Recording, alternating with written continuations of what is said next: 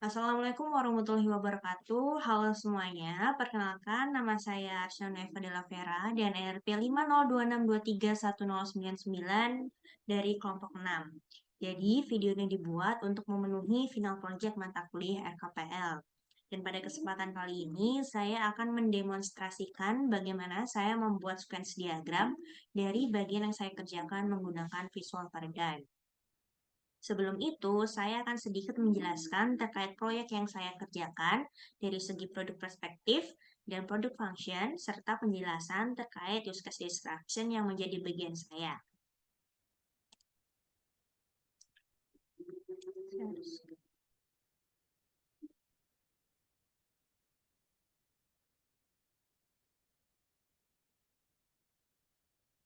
Oke, jadi yang pertama adalah terkait produk perspektif, yaitu terkait proyek apa yang akan saya lakukan. Jadi di sini kami membuat sebuah aplikasi bernama Campus Square, yaitu sebuah aplikasi yang dirancang untuk digunakan di lingkungan kampus. Jadi aplikasi ini memanfaatkan teknologi GIS atau Geographic Information System dan layanan Google Maps API untuk membuat pengguna menemukan dan mengelola informasi tentang kafe, perpustakaan, tempat belajar, area rekreasi, dan lokasi relevan lainnya di kampus. Dan aplikasi ini tuh berjalan pada perangkat seluler dan komputer yang terhubung ke internet. Kemudian Campus Square itu terintegrasi seperti Google Maps yang sudah saya jelaskan tadi, kemudian memungkinkan pengguna dapat berinteraksi satu sama lain. Di sini juga pengguna dapat menyebarkan segala informasi terkait informasi kampus maupun event-event yang ada di kampus tersebut. Dan kampus Fair ini itu bertujuan untuk memudahkan pengguna dalam menemukan tempat-tempat penting di kampus dengan cepat dan efisien.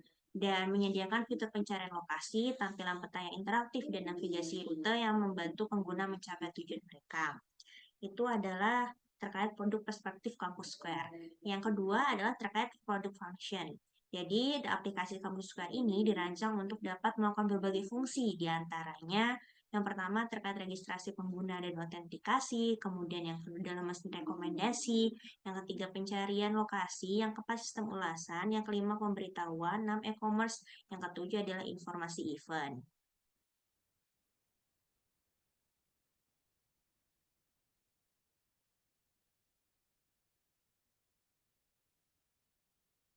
Nah, berikutnya adalah terkait use case description. Jadi, di proyek ini saya mendapatkan use case atau saya melaksanakan salah satu bagian saya, yaitu di bagian mendaftarkan event.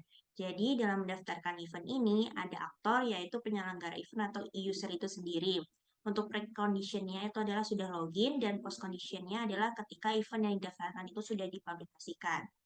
Nah, untuk bisnis rules-nya itu merupakan data yang dimasukkan itu harus valid dan sesuai dengan ketentuan yang berlaku. Jadi, setiap event yang didaftarkan harus memiliki seperti judul, deskripsi, tanggal, dan waktu pelaksanaan, lokasi, kemudian ada kategori event juga. Nah, untuk primary flows-nya itu sendiri, use case ini itu menggambarkan langkah-langkah yang dilakukan ketika penyelenggara event atau user dapat mendaftarkan event di Campus Square dan berhasil mempublikasinya. Jadi dalam konteks ini ada dua peran, yaitu ada aktor action dan sistem response. Nah,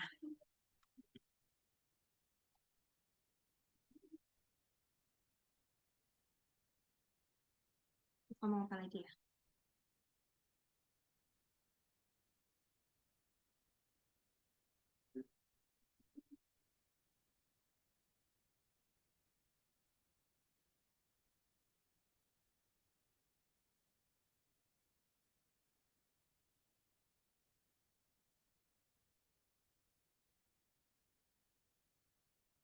Oke,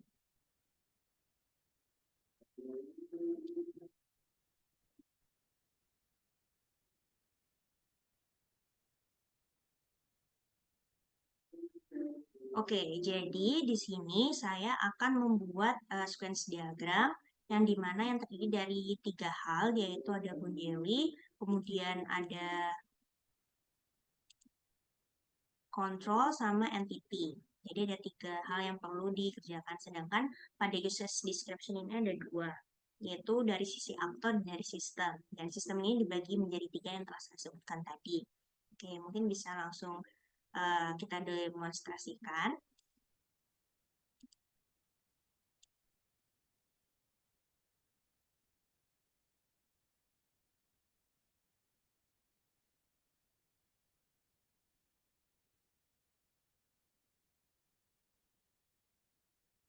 Mana visual paradigm?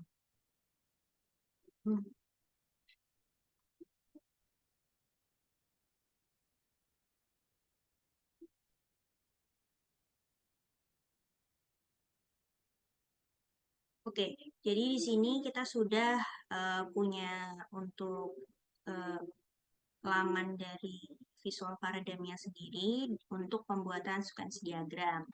Jadi yang pertama yang bisa kita lakukan adalah kita menentukan atau membuat diagram untuk aktornya sendiri.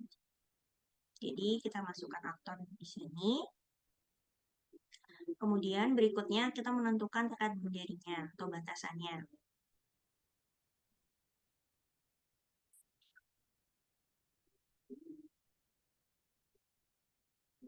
Jadi kita membuat untuk boundary left line-nya, yang dimana di sini saya menamainya sebagai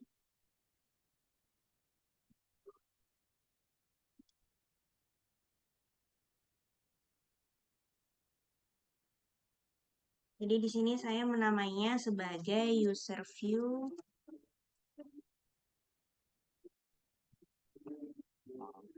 Campus Square.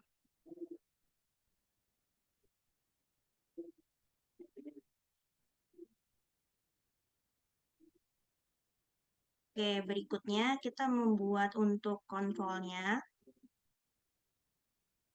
di mana kita klik di bagian ini, kemudian kita klik control left line. Untuk bagian control left line, di sini saya menulis sebagai system controller.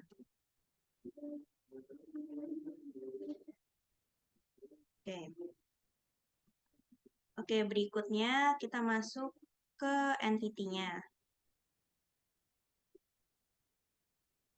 Kita buat entity left line.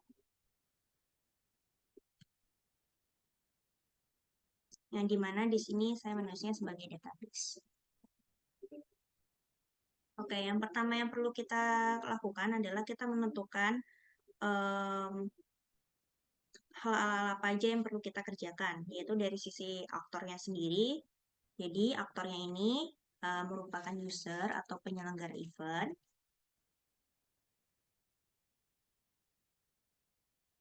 Oke. Oke, untuk actionnya sendiri, yang pertama yang perlu kita lakukan adalah user dapat login, yang dimana hal ini berhubungan dengan user dan user view of Campus Square. Jadi hal ini yang bisa dilakukan oleh user. Ngomong apa sih?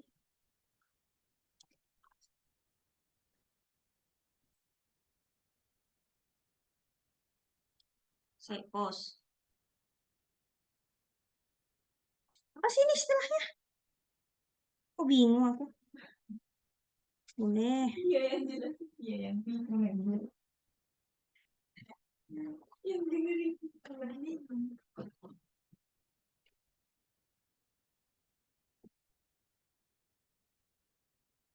Sebaiknya keluar ya. Kenapa? Jangan keluar. Udah. Keluar masa keluar di ICW ada apa aja? Nah ya, ada. Ikat Ada mallnya. ada. Ya udah lah orang cewek. Kok cewek sih? Apa aku ikut kamu ya? Ya, tapi aku gonceng temanku dulu. Sama temanmu. Iya dong, dia juga jaga stand.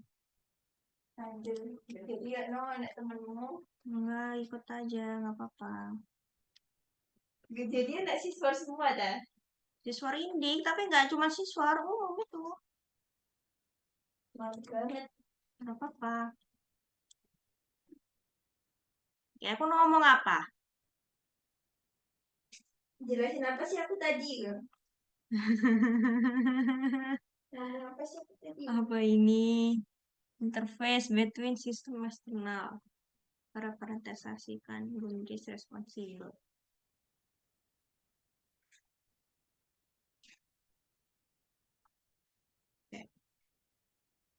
Ulang.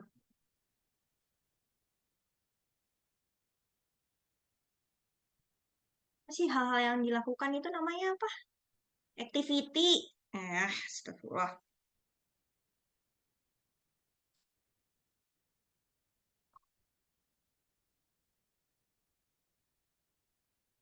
Oke, kita lanjut untuk membuat activity di antara aktor dan user view of campus square-nya. Jadi, untuk activity yang pertama adalah kita atau user itu melakukan login terlebih dahulu. Jadi, di sini kita hubungkan antara user dan boundaries-nya.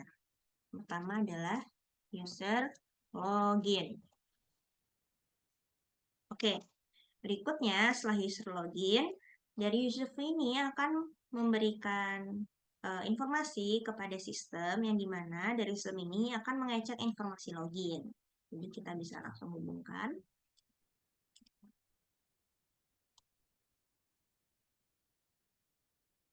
Oke, di sini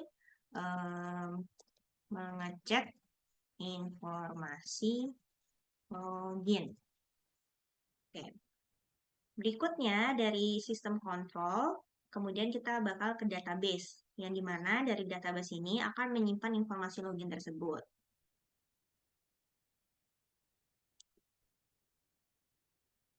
Oke, ini menyimpan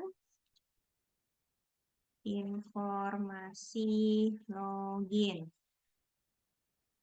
Oke, berikutnya setelah dari database, di sini akan dicek untuk memvalidasi data akunnya. Apakah sudah tervalidasi atau sudah terdaftar ataupun belum. Jadi di sini dari database itu akan memanggil atau rekursif terhadap diri atau self message terhadap dirinya sendiri dalam validasi data akun. Jadi di sini self message itu validasi data akun. Oke, jadi proses ini akan selalu berulang yang dimana user akan login, mengisi informasi login, kemudian menyimpan informasi login, dan yang terakhir adalah dari database itu akan self message sendiri ke validasi data akun. Nah, setelah itu akan ditampilkan dari user view atau dari view-nya ini ke usernya berupa tampilan dari halaman utama. Jadi setelah berhasil login, nanti user akan melihat di tampilan utama atau beranda. Di sini akan ada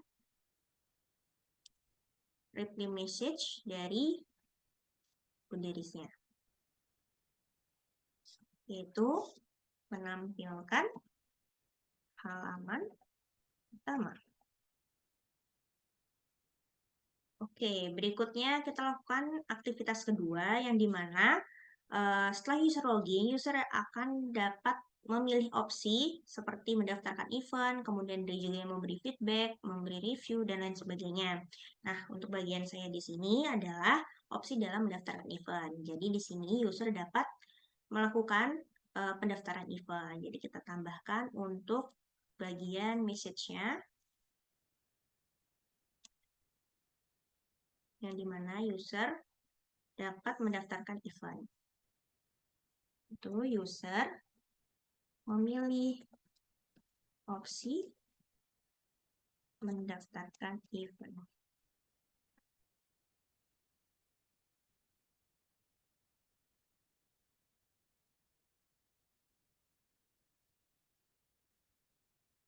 Oke, setelah user mengklik atau memilih opsi mendaftarkan event, user juga berikutnya akan dapat mengklik tombol-tombol atau menu-menu yang ada di mendaftarkan event itu. Jadi user dapat mengklik menu-menu mana yang ingin user gunakan. Oke, kita hubungkan antara user dengan tampilannya, yaitu user dapat mengklik tombol atau menu yang sesuai. Oke, setelah klik tombol atau menu yang sesuai, dari tampilan layar akan memberikan feedback berupa menampilkan formulir pendaftaran. Jadi, dari tampilannya akan diberikan reply message berupa menampilkan formulir pendaftaran. Jadi ini adalah formulir pendaftaran untuk event.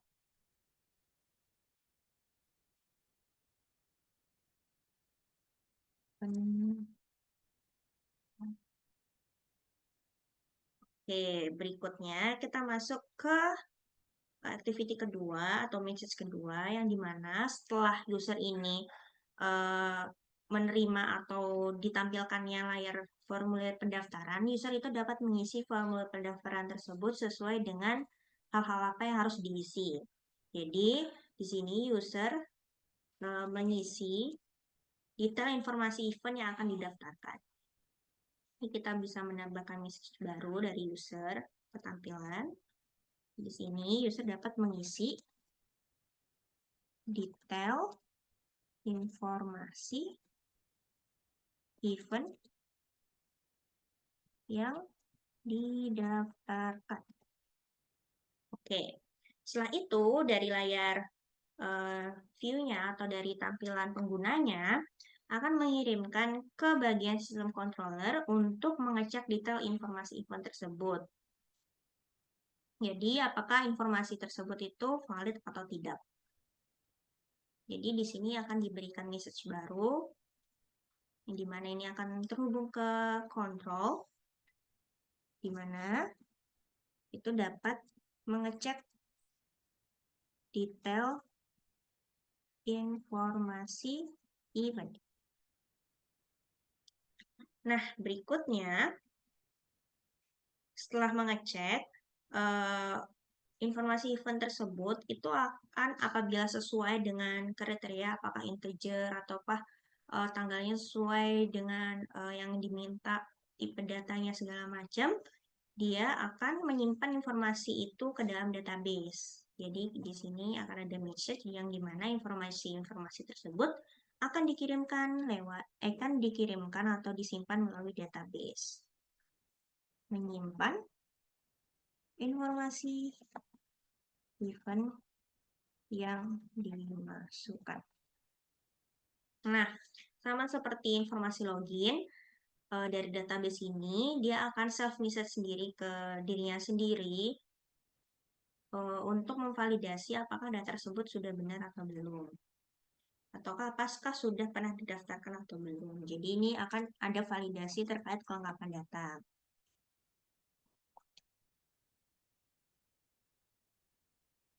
Nah, apabila informasi kurang lengkap dari database itu juga akan mengirimkan message ke tampilan control untuk memberikan message juga kepada user bahwa datanya itu tidak lengkap, seperti itu.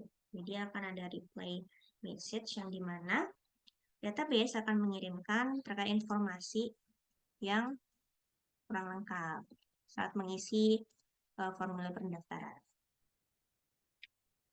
Nah, setelah itu dari sistem control ini akan mengirimkan lagi ke bagian user view untuk dikirimkan ke bagian user.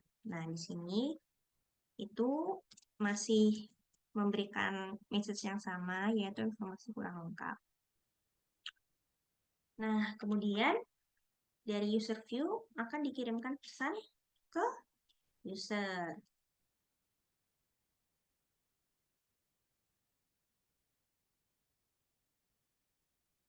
Oke. Dan tampilan di user itu akan menampilkan notifikasi kesalahan yang dimana user akan mendefinisikannya bahwa formulir tersebut masih salah dan dapat memperbaiki ulang. Oke, berikutnya kita masuk ke activity yang kedua. Setelah formulir terisi secara lengkap, tervalidasi, dan tipe-tipe datanya sesuai, selanjutnya adalah user dapat memilih opsi dalam hal publikasi eventnya. Jadi di sini user dapat melakukan publikasi event. Di sini user dapat memilih opsi publikasi event.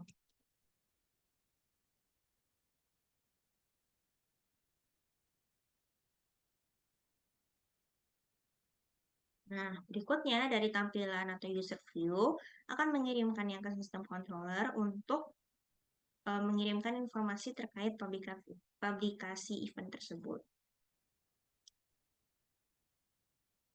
Publikasi informasi event. Nah, setelah dari kontrol, diolah di datanya di situ akan dimasukkan ke database terkait menyimpan informasi publikasi. Sini menyimpan informasi publikasi. Oke, setelah menyimpan informasi publikasi, akan ditampilkan replay message yang dimana dari user akan terkirim notifikasi bahwa event yang telah didaftarkan itu sudah dipublikasi. Jadi di sini user view dari user akan menampilkan notifikasi publikasi. Dan setelah dipublikasi, maka user dapat melihat di laman beranda bahwa eventnya telah dipublikasi. Jadi berikut adalah use case diagram atau sequence diagram. Jadi ini adalah sequence diagram yang dimana aktiviti atau kegiatan yang dilakukan adalah terkait mendaftarkan event. Seperti itu. Oke. Mungkin seperti itu terkait demonstrasi dalam pembuatan sequence diagram menggunakan visual paradigm. Semoga informasi ini bermanfaat dan terima kasih sudah menonton. Wassalamualaikum warahmatullahi wabarakatuh.